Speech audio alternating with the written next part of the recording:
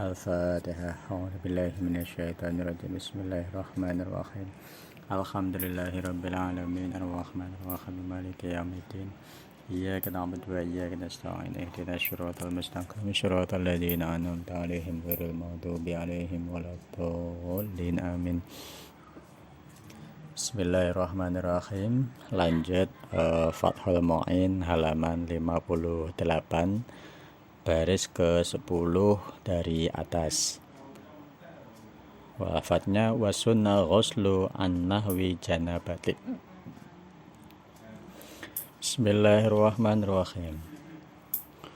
Wasunna lan den sunahake apa ghuslun adus an nahwi janabatin saking padane junub qabla fajrin ing dalam sadurunge fajar. Disunahkan mandi junub itu sebelum fajar terbit.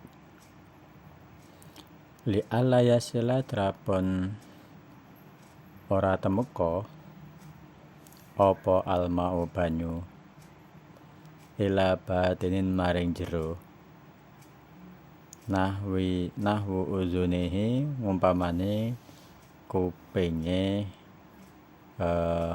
soim utawa wong kang poso au duburihi utawa dubure soim ki orang yang berpuasa. Alasannya agar bisa menjaga air agar tidak masuk ke lubang-lubang tubuh di saat bulan puasa ataupun sedang berpuasa. Qala dawuh sapa syekhuna guru kita wa qadiyatuhu utawi hukum-hukumane li alla yasfila alma'u iku muftirun batalake. Karena menurut guru kita bahwa mandi di saat mandi junub yang kita itu harus meratakan air ke seluruh tubuh, dan kemudian apabila masuk ke lubang-lubang tubuh seperti dubur atau telinga, hal itu bisa membatalkan puasa. Kemudian loncat 2 baris kemudian dalam kurung wasunna kafun. Wasunna lan den sunahake apa kafun nasin nyegah awak anto amben saking panganan fihi iku ing dalem to'am syubhatun utawi syubhat.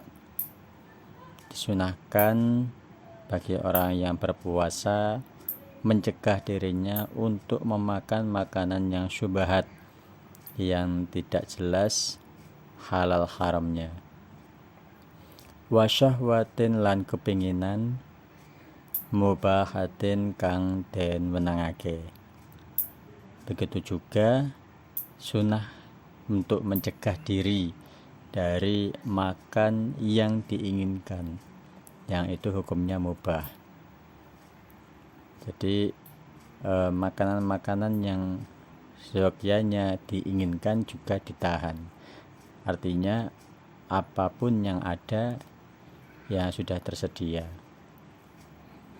Memas moen saking perkara kang den rungu wa mubshorin lan den tingali wa masitipin lan ngepok wangen-wangen wa syamuhu lan ngambu tip atau wangen-wangen.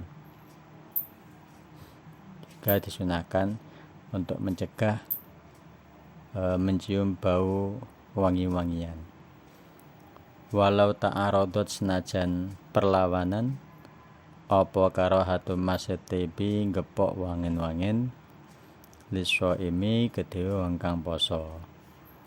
Walaupun sebenarnya tidak ada masalah bagi orang yang berpuasa untuk mencium atau bau wangi-wangian. Waradut tibilan balekake wangen-wangen. Fajtina bul masih utawi ngedohake ngepok iku aula luwih utama. Menjauhkan diri dari menyentuhnya itu lebih utama. Li anna karohatahu krana sak temene sengite ngepok iku tu adi nekake apa karoha ila nuqsanil ibadati maring kurangi ibadah. Karena hal tersebut bisa mengurangi kapasitas ibadah atau kualitas ibadahnya. Wa qala lan ngendika fil khaliyati ing dalem kitab al-khaliyah al-ula utai kang luwih utama liso imi kedue kang poso iku tarkul iktihali ninggal celaan. Bahkan dalam kitab al-khaliyah bagi orang yang berpuasa hendaknya untuk tidak celaan, walaupun sebenarnya tidak ada kaitannya antara dengan celaan dengan berpuasa. Wa yukrahu lan dan makruhake apa siwakun siwakan ba'da zawalin ing dalam sakwise lingsir wa qabla hurubin lan ing dalam sakwise surub. Makruh siwak, begitupun juga sikatan ketika sudah lingsir mataharinya ba'da duhur sampai sebelum matahari tenggelam. Wa inna mas najan turu sapa wong aw akala utawa mangan sapa wong karihan ing perkara kang den seketi nasian hale lali, walaupun orang tersebut bangun tidur ataupun lupa makan sesuatu yang bau, bisa membuat bau mulut karena lupa. Wa qala ngendika sapa jamun setengah ulama lam yukrahu balik ora den makruhake apa siwak balisanu balik den sunahake apa siwak inta ghayyara lamun owah apa alfamu tutuk binahwi naumin kelawan padane turu. Namun banyak ulama mengatakan tidak makruh bangun tidur kemudian sikatan, dan bahkan justru disunahkan ketika sudah ada perubahan bau mulut. Itu seperti halnya bangun tidur justru disunahkan. Banyak ulama yang mengatakan demikian. Wa mimmalan saking barang ya ta'akadu kang dadi kukuh liso imi kedhewe kang poso kaful lisani utawi nyegah lisan angkuli muharramin saking perkara kang den haramake. Dan lebih diperkuat lagi bagi orang yang berpuasa itu untuk mencegah lisannya dari perkara yang haram. Seperti apa? Kakizbin kaya goroh, seperti bohong. Wa khaibatin lan ngrasani. Wa musyatamatin lan pisuh-pisuhan, adu domba atau saling mencela. Li annahu krana sak temene muharramin, karena hal tersebut mengucapkan sesuatu yang diharamkan iku muhbitun nglebur lil ajri maring ganjaran, karena hal tersebut bisa menghilangkan pahala puasa.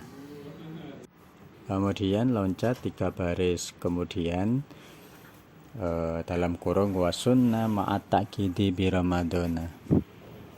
Wasunna lan den sunahake ma'at ta'kidi sartane ngukuhake bi ramadana ing dalam bulan Ramadan wa asyruhu lan 10 Ramadan al akhir kang akhir iku akidun luweh ngukuhake apa iksaru sedekatin ngakehake sedekah.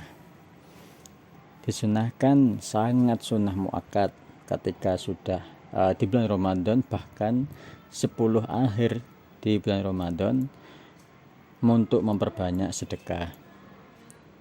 Wa tausiatun lan gawe kajembaran ala iyalin ing atase batih wa ihsan lan gawe bagus alal aqaribi ing atase pira-pira kerabat, dengan kerabat terutama jika ada kerabat yang kekurangan setelah kerabat wal jironi lan pira-pira tangga.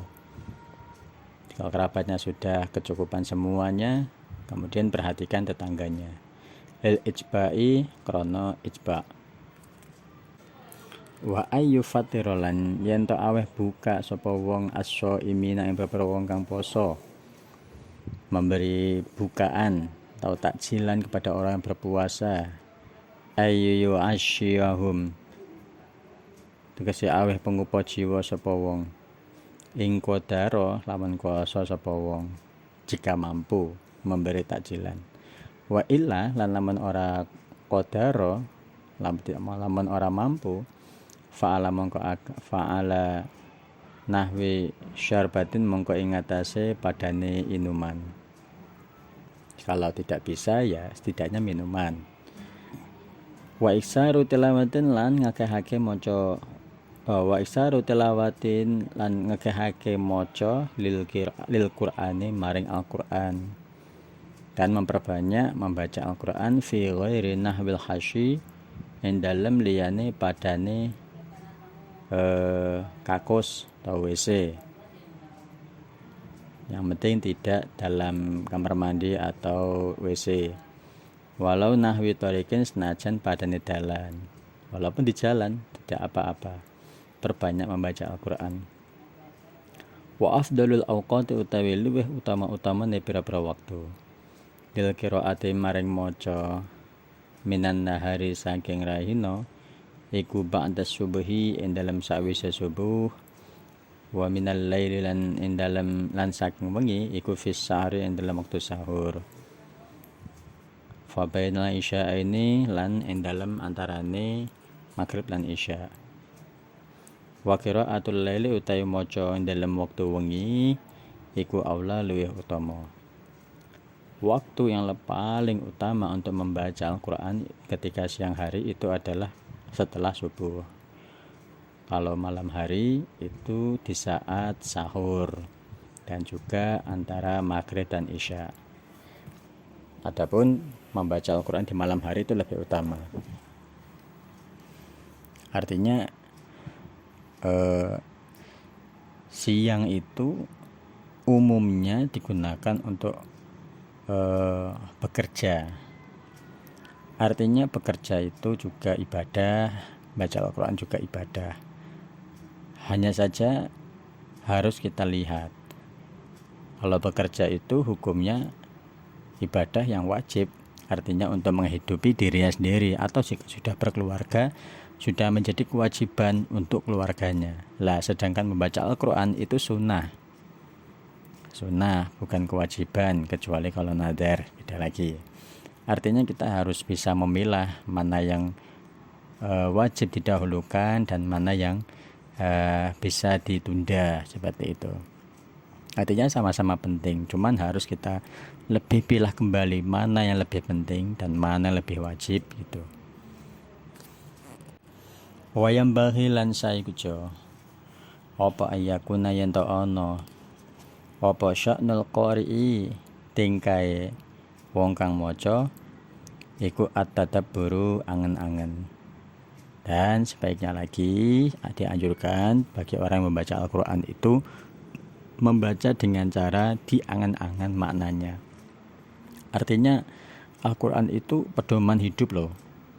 Kalau kita itu hanya sekedar membaca Al-Qur'an, memang baca Al-Qur'an itu sudah membawa pahala bacanya saja walaupun kita tidak tahu artinya. Tapi kita jangan melupakan bahwa Al-Qur'an itu adalah pedoman hidup yang perlu kita dalami maknanya, perlu kita pelajari isinya. Jadi bukan hanya bacaan-bacaan belaka. Justru kita angan-angani dengan dipelajari. Artinya kalau misalkan membaca satu ayat pun dengan diangan-angan, dengan dipelajari nahwu sorofnya, tajwidnya, kemudian tafsirnya dan maksudnya, itu lebih utama daripada membaca 10 lembar tapi tidak diangan-angan sama sekali. Begitu. Karena Al-Qur'an itu, kita kembali lagi, Al-Qur'an adalah pedoman hidup kita, pedoman hidup manusia. sehingganya perlu kita pahami isinya agar bisa menjadi pedoman bagi hidup kita.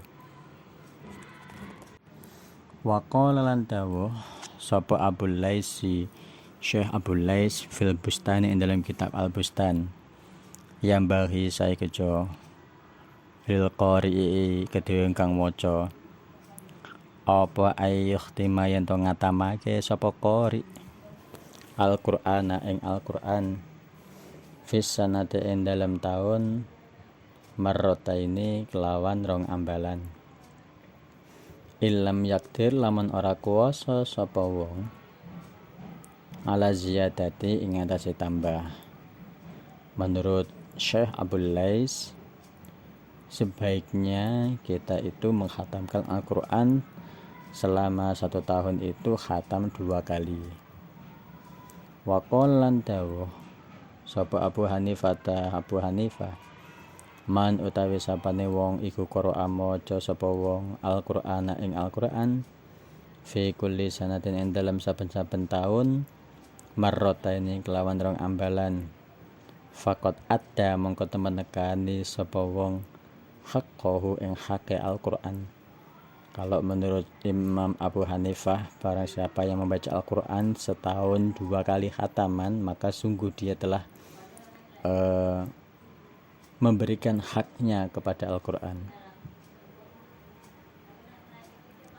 Wa qala lan dawu sapa Ahmadu Syekh sapa Ahmad Imam Ahmad yukrahu den makrahake apa takhairu khatmihi ngakhirake ngatamake Al-Qur'an aksara ing dalem mangsa kang luwih akeh min arba'ina saking 40 apane yauman dinane bila udrin kelawan tanpa uzur li hadis Ibnu Umar kana hadis Ibnu Ammar. Kalau menurut Imam Ahmad dimakruhkan untuk mengakhirkan menghatam Al-Quran melebihi dari 40 hari. Artinya kita selama 40 hari itu jangan sampai tidak baca Al-Quran sama sekali. Makanya guru saya pernah menyampaikan, bacalah Al-Quran sehari itu gak ketang 1 ayat dibaca. Wa iksaru ibadatin lan ngakeh-hake ibadah wa i'tikafin lan i'tikaf. Ketika 10 hari terakhir Ramadan perbanyak ibadah dan i'tikaf lil ijba'i krona ijba'. Demikian ngaji kitab Fathul Mu'in. Ini nanti saya buatkan 3 part biar tidak terlalu lama durasinya. Ini 1 halaman dahulu, akan saya lanjutkan part yang keduanya. Saya akhiri, wassalamualaikum warahmatullahi wabarakatuh.